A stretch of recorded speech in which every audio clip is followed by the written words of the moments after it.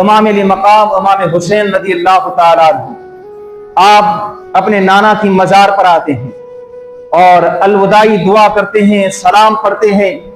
और हुजूर से इजाजत तलब करते हैं कि या रसूल अल्लाह सल्लल्लाहु अलैहि वसल्लम, आप मेरे नाना जान हैं और आज मैं ये शहर मदीना छोड़कर मैं कूफा की तरफ रवाना हो रहा हूं। काफी खुतूत आए हैं 12,000 के करीब कि अगर आप हमारे पास नहीं आए तो फिर कयामत के दिन अल्लाह से हम शिकायत करेंगे कि हम तो हुसैन को खत लग चुके थे और वो नहीं आए, फिर हमने यजीद के हाथ पर बैत कर ली, अब हुसैन से पूछिए, हमसे ना पूछिए। लिहाजा हुज्जत पूरी करने के लिए मैं रवाना हो रहा हूं। तो इमाम अली मकाम इमाम हुसैन, वो मदीना, वो शहर मदीना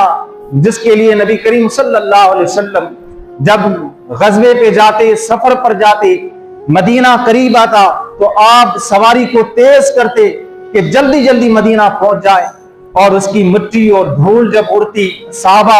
अपने चेहरे पर कोई कपड़ा रखते तो हुजूर फरमाते कि कपड़ा हटा दो कि मदीने के मिट्टी के अंदर भी अल्लाह ने शिफा रखी। और जब हाजी या उम्रा करने वाला जायर मदीना जाता है, 8 दिन का क़ियाम करता है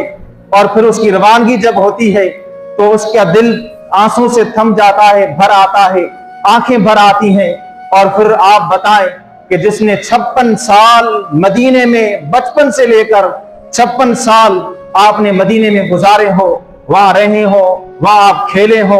और वहां हुजूर के कांधों पर आपने सवारी की हो, तो अब वो शेर जब आप छोड़ रहे हैं तो कितना उदास होंगे, कितना रंजीदा आपका दिल होगा, कितना गमगीन होंगे। लेकिन चूंकि हुज्जत पूरी करनी है, आप रज़ी अल्लाह तआला अन्हु 27 या 28 रजब को इस काफिले के साथ रवाना होते हैं।